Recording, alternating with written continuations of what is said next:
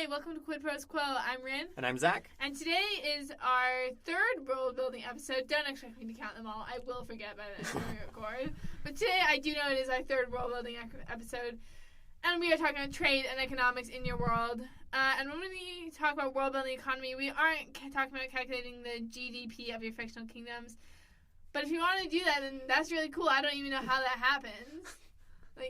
If you want to practice your analytical economics inside of your fictional universe, go for it. We'd love to look at it. Yeah, send it to us if you do it. If you make a spreadsheet, send it to me. I love spreadsheets. quidprosquo@gmail.com, please. So when you're world building economies, you're answering a couple different questions. The first one is, what resources are important to this society? How are these resources obtained, and how are these resources disseminated throughout the society? So when I think about this question, I'm reminded of when I had to take an intro to economics class, and my professor walked us through this thought experiment where he showed us how air becomes a valuable resource, and how when air becomes a valuable resource, we have to find some way to distribute that resource. So the idea that he talked about was that the room that we were in was completely sealed shut so that no air could get in or out. So there was a finite amount of air. We had however many people in there, and we all need it, but we can't all have an infinite amount. And that was how he set up the rest of the semester. It's a similar thing that's going on when you're world building an economy, is you're thinking about what are the resources that are limited but are also valuable? Because there are some resources that are really very, very limited but aren't valuable because they're not useful. And then there are other resources that are not very limited but are extremely valuable for whatever reason.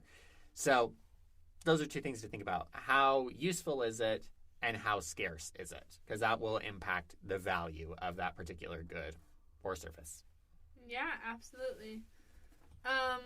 We also have this note that status can also play a role in the value of goods influenced by rarity and utility. I don't remember if I put that one or if you. No, that was me. Okay. That was my technobabble. When we're talking about status, we'll pick on NFTs for a second here because people don't understand them.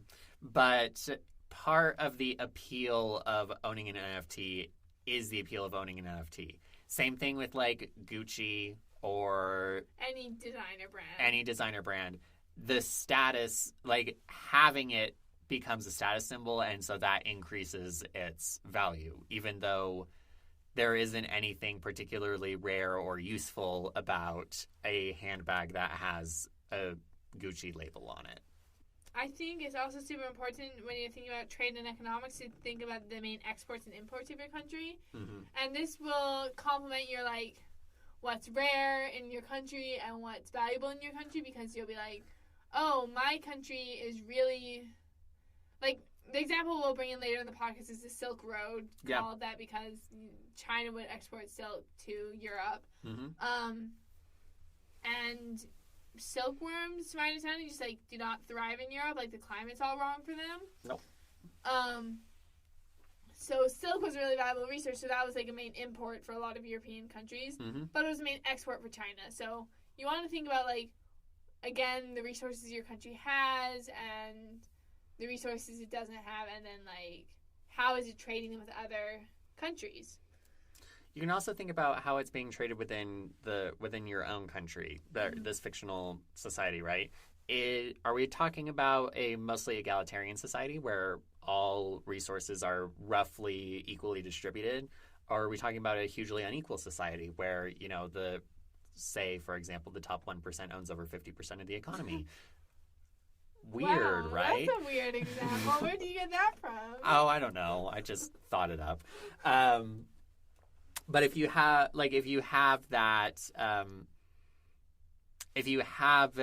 disparities inside of access to resources or access to wealth, that's going to impact your culture, it's going to impact your society, and it's going to impact the broader, the experience of the characters that are living inside of that particular society. So that's another thing to think about, is how is it traded within the country. Yeah, that's a really good point. And when you're talking about trading, there's of course like a bartering system where you're like trading goods for goods. Yes. Or goods for services. Mm-hmm. But something I've been really interested in is like money and like specifically how we get like. I mean, there's like the debate of like what to call your golden coins. Like, do you just call them gold, copper, silver, or whatever? Right. And why are they gold, copper, and silver? And I watched a really interesting YouTube video, and I will link it in the document that will be linked in the show notes that we've mentioned in previous episodes. But Worldbuilding Corner on YouTube, 7 Metals of Fantasy. Like, why, and they explains why gold, silver, copper, and 4 other metals, and I don't remember those off the top of my head, but why they're common in fantasy, and it's because they're common in real life history. Yeah. And if you have done all the work about your orbital patterns, Your orbital dynamics of your planet, and you've done like a really great map, you will know where all these metals can be found on your map, and the video we're going to link also explains how to like where you find different metals in different locations on your planet. But they're common in real life history, and they're common because they're abundant, they're easily accessible, and because they're easy to smelt. Like, you don't get iron or steel until much later because you need a really high like smelting temperature. Yep. Smelting, my sister had this experience with her friends where they're like, oh, smelting's not a real word, that's just something that happens in Minecraft. Nope, it's a real word. And it's a real word, and it's a real thing. Smelting is when you like melt down the ores that contain the metals into a purified, refined metal. Yeah. So that brings up an important aspect of how technology is part of the economy. The kinds of technology that people have access to will influence the kind of resources that they care about. So if we're talking about, Bronze Age empires where smelting and shaping bronze is kind of like the pinnacle of their technological prowess, to those societies, uranium isn't going to be useful, right? Unless you're talking about potentially hot springs. Yeah. Maybe. But for them, they're going to be focused on brass. They're going to be focused on copper. Probably more interested in making sure that there's enough water for irrigation and water for drinking, food, clothing, those sorts of things. Where once you start moving further, where you're talking about, early modern civilizations where we're starting to get more into the printing press and large transoceanic ships, right? Then the kinds of resources become different. Another thing to think about is what qualifies as a resource inside of your society. Inside of Western cultures, land is a legitimate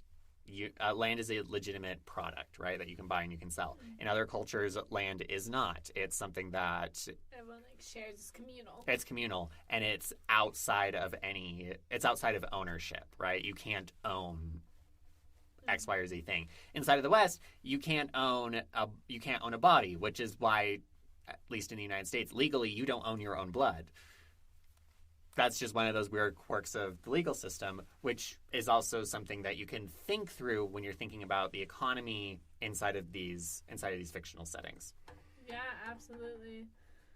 Yeah, I liked your types of resources because I also would posit that these resources that you're like buying don't have to be physical. Like, we talked about NFTs, and that's like not a physical resource, right? But like information, I think there's a lot of potential and like political intrigue in a novel when they're buying and selling information. Yep. I recently went to a writing conference the other week, and we came up with like just this like, kind of shooting from the hip. It's going to be a 1920s Prohibition era New York City gay enemies to lovers. I bet you can't guess who's the gay enemies to lovers.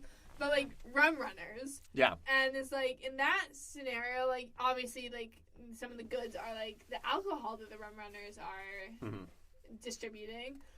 But also there's probably a lot of information being sold in that thing. So I think it's important to think of also the more metaphysical resources, like information and knowledge. So I think that's an important thing to do. So in the last episode, you gave an example of geography world building we've mentioned the Silk Road. Let's give an example, or let's walk through an example of building an economy. I'll talk about the economy inside of the Black Crescent, since I've thought about that. Inside of the Black Crescent, all of human society is contained inside of one megacity. So everything that is produced inside of the city has to be produced, consumed, and disposed of within that one city. So with that in mind, the way that the economy is set up is that you need to have these large hydroponics gardens, right? And that's where all of the food comes from, which then lends the question of, okay, if these are all the huge hydroponic gardens, who staffs them, kind of thing? Who decides who staffs them? How do you train to become that? Moreover, because this arcology, this big city, self-contained city, is inside of the desert, water is a big problem. The conservation of water, the recirculation of water, the cleansing of water, that's something that is a big deal. And so part of, one of the things that's important inside of the society is access to water. Because of that, there is a large celebration at the end of the book about the first rainfall of the rainy season. So that's something about economics that's influencing the culture. Yeah. In addition, inside of this setting, clean air is important so that they're not infected by the zombie virus. So they need technology that recycles the air and that cleanses the air and scrubs the air, which also means that when there is a breach inside of, with the outside world, that there is a concern about people becoming infected, which forms the inciting incident for the book. You can think about who has access to medical care inside of this society. Well, since violent zombie outbreaks are part of the possibility space, healthcare is actually controlled by the military inside of this setting. It's not separate from it, but it's controlled by the military, which gets into talking about the way that societies and governments are formed, which are all influenced by what are the resources, where are they going, and who controls them. Yeah, awesome. That's super cool. I remember reading that, and I did not think that much about the economy, which goes to show the hollow iceberg, and Zach probably doesn't have quite everything figured out. He's pretty dang close. But it shows that he knows way more than I did as a reader, and that augmented my experience even if I wasn't necessarily aware of it. Do we have any other last things to talk about for world building, trade, and economics? Well, just kind of what we talked about just then. Considering the economy is really going to get wrapped up into the way that society is set up, and it's also going to relate to the technology. And that's something that you'll find a lot inside of world building, is that as you start fleshing out one thing, it's going to have implications for other fields. So similar thing going on with the geography, right?